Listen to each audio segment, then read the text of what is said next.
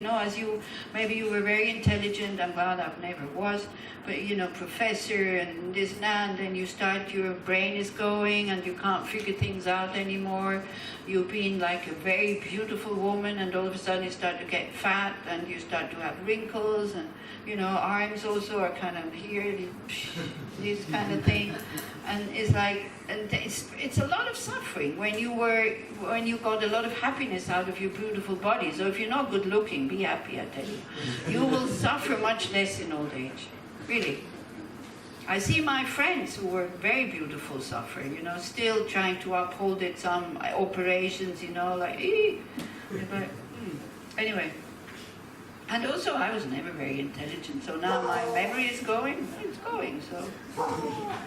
If I forget something, I'm not doing it on purpose, okay? So if you get angry at me, it's not my problem, because I really don't forget things on purpose, but I do forget them. I forget names. Sometimes, people come very joyfully, kind of wanting to embrace me, and my mind goes, shit, who is that? I have no idea where to put them.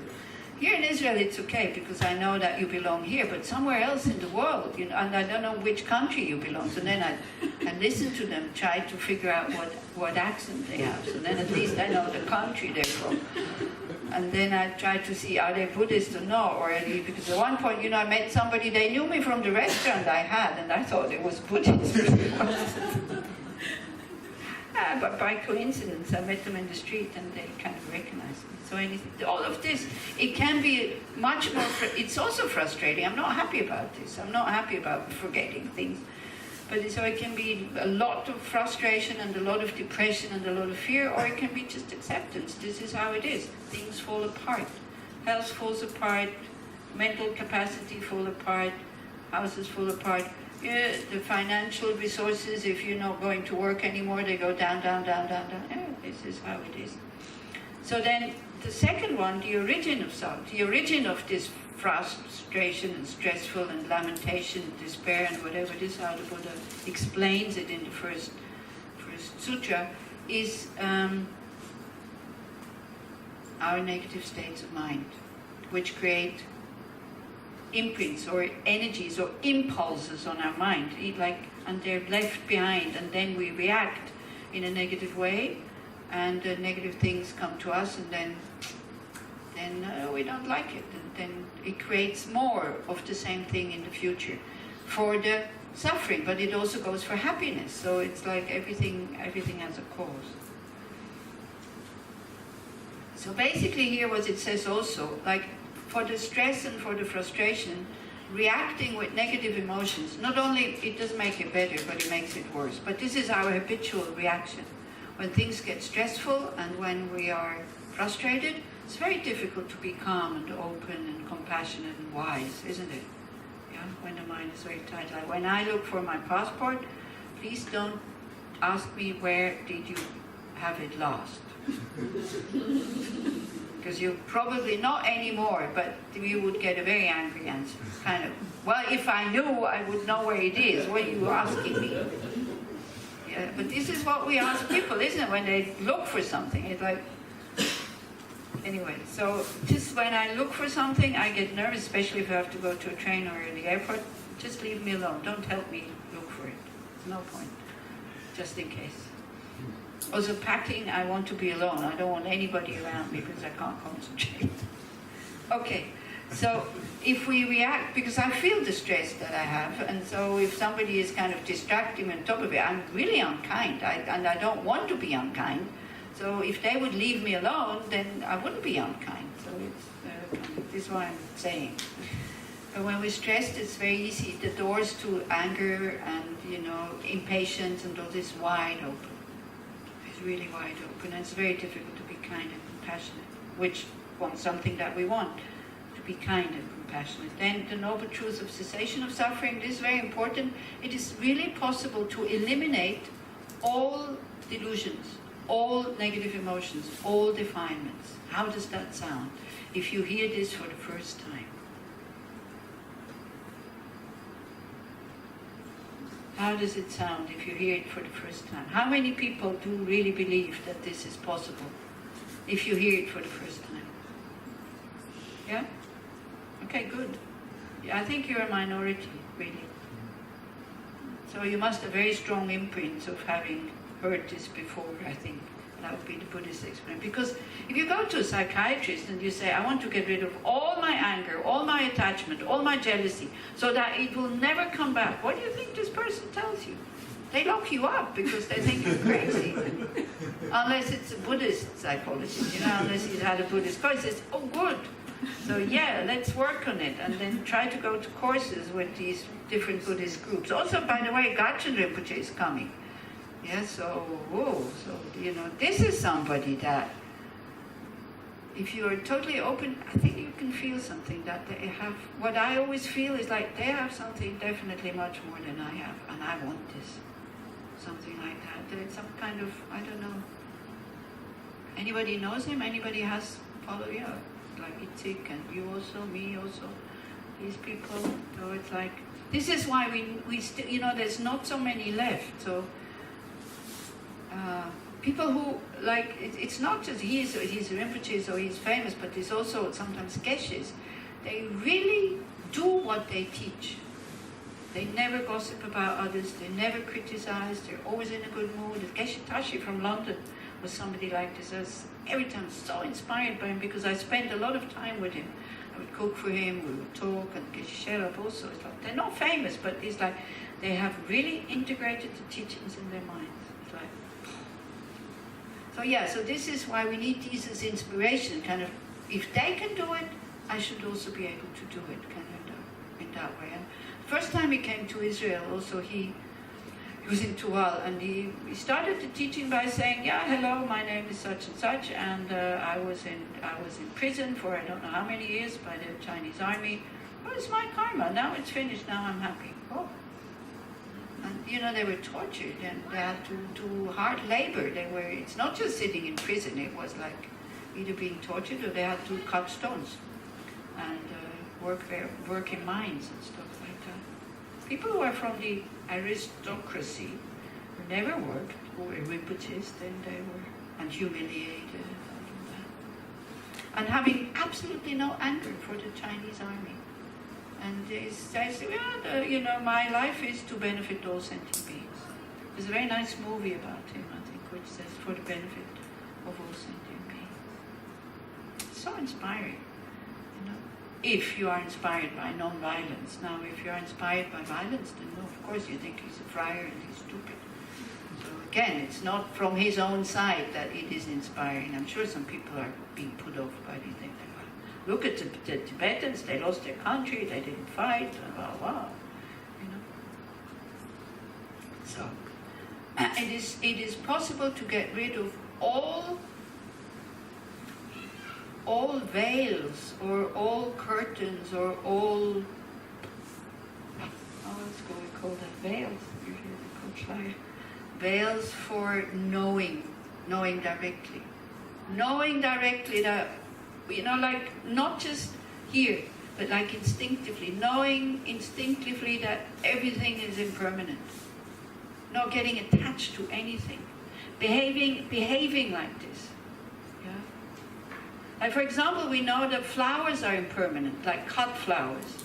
That's why we put them into water, so we want to make them last a little bit. But then even we put them into water, they still wilt. What happens afterwards?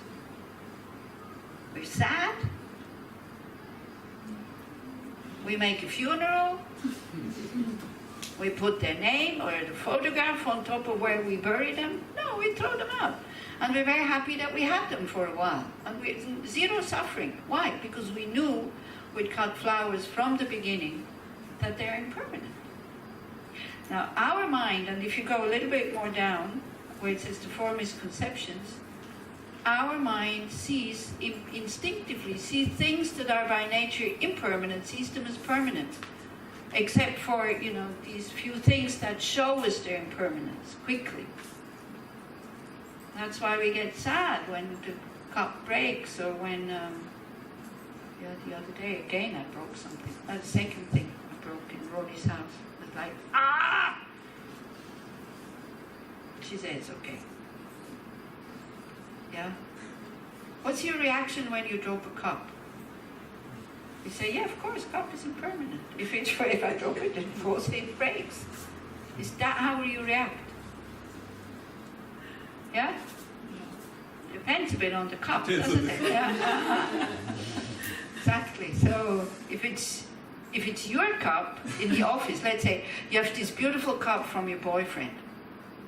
Says your name on it, his photograph. Every moment I think of you, I love you. And your colleague next to you don't like the person so much, and then by accident, comes and says, "Oh, I want to show you something," and whoosh, and tuck. Then, oh yeah, even that cup is impermanent. It's no problem, don't worry. Even that cup is impermanent. Would you react like this? Honestly? No way. This is, and then is it making the cup whole again because you're angry? Does it make you work better because you're angry? Does it make you happier because you're angry? No. But what does it do? I am important. I have a right to be angry at this person. No? And then we vomit all our frustration upon them. That's what we do. Have you ever been in a situation like this, like the other way around? Somebody vomited their frustration on you? How pleasant is it? Very unpleasant. But we also do the same thing. So it's good to see that we do the same thing. And then we start to say, oops, when we see how unpleasant that feels, how unjust that is, then we put some effort into being mindful. Again, the mindfulness and the awareness, and we see when the comes up, we go, oh, no, okay. Then we say, okay, yeah, it was a nice cup, I really liked it. But actually, I was a bit attached to it, so it's a good thing it broke. Now I don't have to be careful about it anymore. I can again take a very ordinary cup, somebody breaks it, no problem. This is what one of the lamas did. They gave him one of these Chinese ancient Ming Dynasty cup, who was worth, I don't know how many $100,000. And everybody was like so careful about this cup.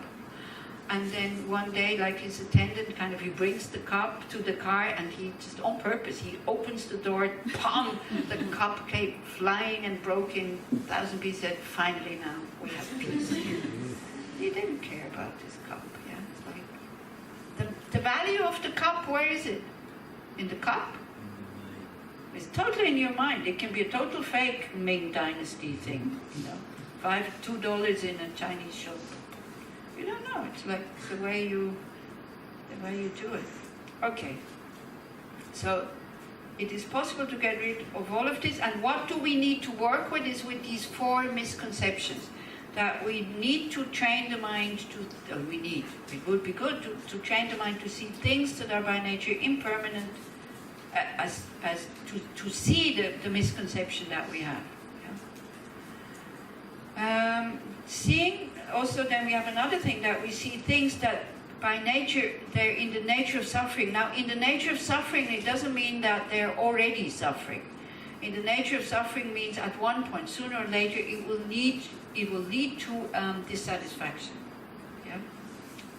That we see them as happiness means our pleasures.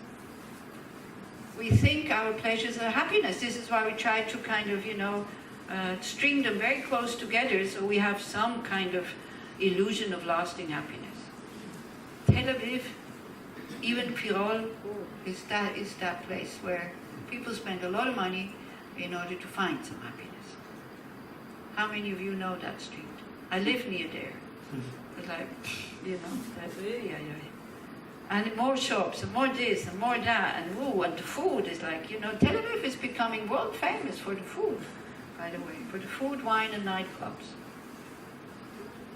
Yeah, many people come, young people with money come for that, to enjoy themselves. Because why would they spend all this money? Because they think it's happiness.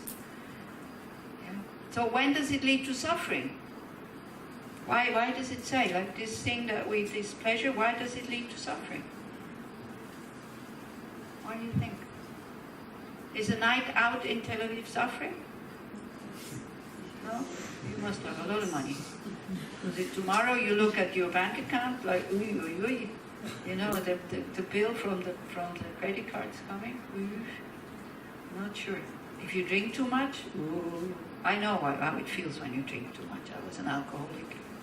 Not so good. If you eat too much, also not so good. Yeah. That's why. And also, if you think the danger of this is because it feels like happiness. That's the problem. It feels like happiness. It doesn't feel like suffering. So when you get attached to it, and then you can't do it anymore, then you're missing it. That's the problem.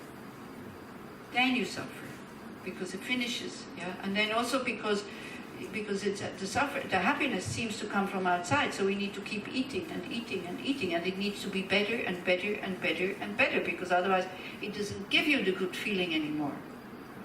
You see, why do we get a good feeling from when we taste something for the first time? The first love, the first glida, the first I don't know what, Why? Why? Why does it taste so good? Or feel so good? It's new and better than what was there. Oh, you need to talk really loud. Sorry. Because it's new and it's better than everything that was there before. No, but new. There's nothing that we can compare it with, because we never had it. We didn't have that ice cream before, that specific one. We were not in love. This is why we, then we keep looking for that first moment, and we will never find it again. This is how some people spend their whole life. And then again, as they get older, you can't enjoy, so, these sense pleasures are totally meaningless, because you lose your taste buds, you lose interest in sex. The drinking can become a habit, that's true, but then also if you still drink a lot in old age, it's definitely not happiness. I don't know if you know old alcoholics. It's really not happiness. And so, but you can enjoy it if you see that's impermanent. And then you start to ask, is it really worthwhile to spend all this money for something that leads to dissatisfaction? Yeah. But it appears as if it's happiness. We will talk more about this kind of thing. I don't want to spoil your pleasures, okay? There's nothing wrong with pleasure, by the way. But if you think that the happiness comes from the pleasure, then that is the problem. Because then you get attached to it, and that's wrong. It's not true. Because happiness only comes from the mind. Okay, so we see things that are in the nature of suffering. We see things that lead to dissatisfaction. We see them as happiness. Things that are by nature impure, we see them as pure, and we get totally fascinated by it, which is what? It's a bit difficult to understand that purity thing. Because everything, even the flowers are impure. But here it talks especially about our body, which needs so much care in order to cover up that impurity.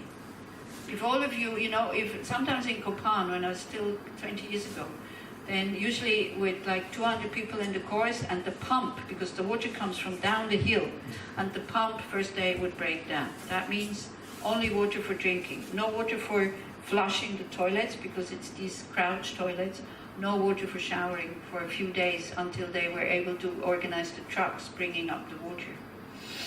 Then you can smell that the body is not pure. What the body leaves behind. You put something in your mouth, looks nice, fresh, an apple up here. Looks very nice, fresh. You put it in your mouth, then it comes back out. How does it look? Same way?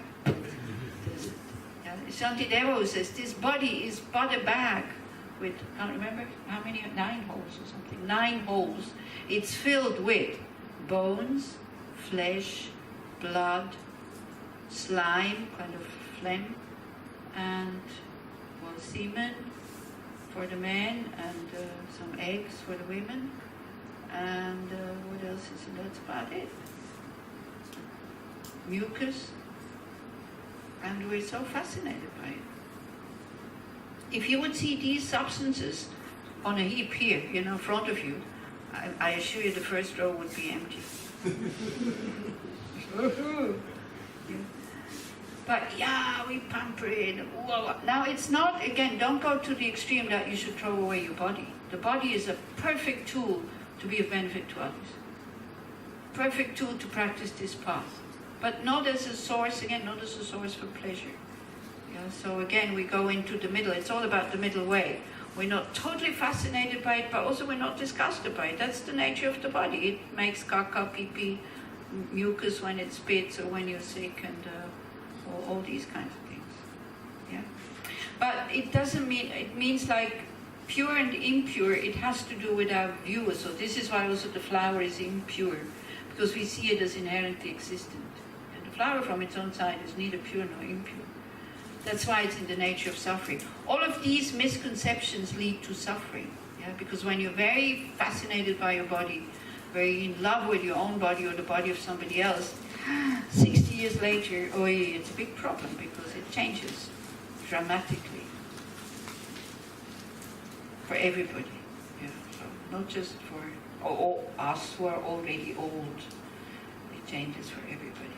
And then one of the biggest misconceptions also is seeing a separate, independent self in things. We talk about that, about emptiness.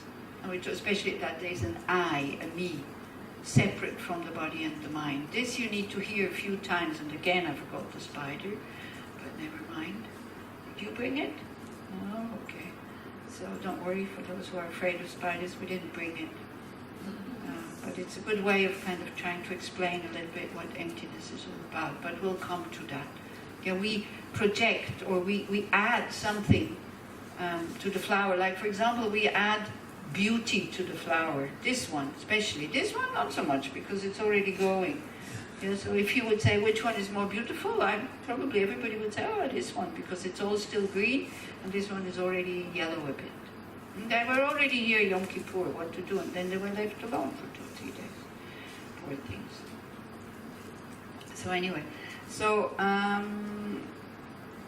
we project, like, for example, beauty in here. There's no beauty there. I mean, the beauty comes from the mind again. And we project again inherent existence and real flower, being able to, like, separate from the mind and all this. You take it apart, you look for the flower, you don't find it. But anyway, we come to that, because that is the key. So these 4 misconceptions that ordinary beings like us have, this leads to the first noble truth. Yeah? And then what happens with the second noble truth, the origin of suffering, which are negative emotions, of course when we think, this is really beautiful, or this is my flower, then we get either attachment or aversion when somebody wants to take it away. Do you understand? Yeah, this is where it comes from, with this reality. If you dream and you know that it's a dream, I'm not getting attached to my 3-year retreat. I just thought, fantasy here. Yeah. So that, or I missed the aeroplane. Okay, let it go. It's no problem. Yeah. So like this. Okay. So these 4 misconceptions one kind of works with, to know what brings happiness and what brings suffering. So happiness would be, we know impermanent things as impermanent, so no attachment to them. We enjoy them when they're there, when they're gone, no suffering. So we're not running after pleasures, and we're not we're trying to see things in a pure way, meaning to see them the way they really exist, as a dependent arising, and also we don't have self-centeredness, because we understand we are a combination of body and mind, changing moment by moment by moment by moment. There's nothing in there that is permanent. That's what Buddhism says. So they would say there's no permanent soul, for example. I'm not saying it's true for everybody, but that's what Buddhism says, because you can't find it anywhere. Yeah. And they're actually not so much talking about the soul, because the soul, we don't know what the soul is. They're talking about I, me, when I get upset when somebody breaks my cup. This one, that I seem to feel, and that seems to be findable. Okay. So these are this is the principal kind of teachings of the Buddha. The 4th noble truth, the noble truth of the path, is how to attain that state where you don't have these misconceptions anymore. Where you understand, we go a bit further up where it says the 4 seals, where you understand that all compounded phenomena are impermanent. Everything that has causes and conditions and parts, at one point it will break away, it will break apart.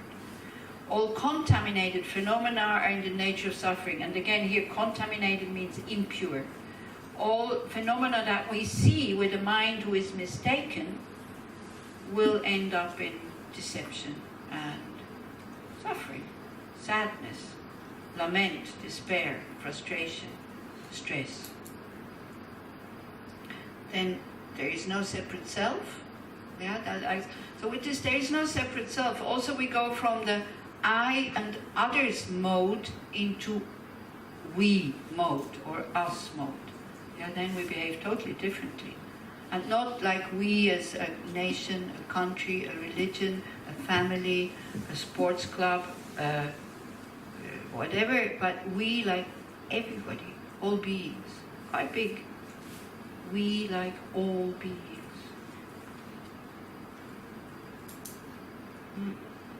And only Nirvana is peace. Only we have, when we got rid of all our delusions and misconceptions, then we will be able to fulfill that very deep-seated wish that everybody has, to be in peace, to be open, spacious, peaceful. It's a very, very deep-seated wish that everybody has. Even animals have it. They want to be also left in peace. Oh, they are. Yeah. They're not so much. On one hand, they're more fortunate than we are, because when their basic needs are fulfilled, they curl up somewhere and they sleep. When we worry about tomorrow, and they're not worrying about tomorrow. Will I find food? Will I find somebody to have sex with? They don't worry at night. In their nest, when there's no immediate danger, they sleep. They can rest. We humans, we can't even rest in our beds sometimes, because we schlep everything with us. The past, we worry about the future. So in that aspect, the animals are more fortunate, but they can also not transform problems. Yeah, so this is why the human mind is the best in order to do practices. Okay. So I think this is more or less, if you can remember that, like the foundation of all Buddhist vehicles, not just the founder vehicle, but also the Mahayana vehicle, what we practice here. Founder vehicle, the goal is you want to just get rid of all your misconceptions. And not just want, but you do the practices in order to get rid of them. And then you go into what is called Nirvana. The Mahayana vehicle, then you continue to work because you want to be of benefit to all sentient beings and you want to lead all beings to that state. So you want to become a fully awakened being with all the qualities. So that's the difference. Yeah. Like for example, you practice, of course, for your own liberation from suffering, but in order to be able to liberate all sentient beings. So it's these two goals in Mahayana. For your own benefit, but also for the benefit of others. In the founder vehicle, it's for your own self-liberation, which is fine. It's not that they're selfish or anything like that. Don't become arrogant being in the Mahayana vehicle. I know, like Theravada and founder vehicle practitioners, they have much more compassion than sometimes Mahayanists. So it's like, yeah, it depends. Yeah. Both of them need, like, practice the four immeasurables, which is love, compassion, joy, and equanimity. And both of them need to understand the emptiness of all things. There's a lack, something that we think, that we're convinced is there, is not there. Yeah. So both of them practice the same thing. Okay, so we do a short reflection. So if you do have questions to what I said, then write them down, as I said, and put them there in that folder there. Anyway, thank you very much for listening to me. What do I need to say? Silence? Do I need to say something before we start with the reflection? Until after lunch. After lunch, yeah, until you go and wash your plates, kind of thing. Yeah. Tonight, is everybody kind of a posto? Is everybody, you have what you need? You don't need to ask like practical questions? We haven't completed the registration. Okay. So tonight, you can talk in the Moadon, or you have, somebody's here that you haven't seen for a long time, you would like to have a chat with them. only in the marathon, not here, not in this room, and not in the room.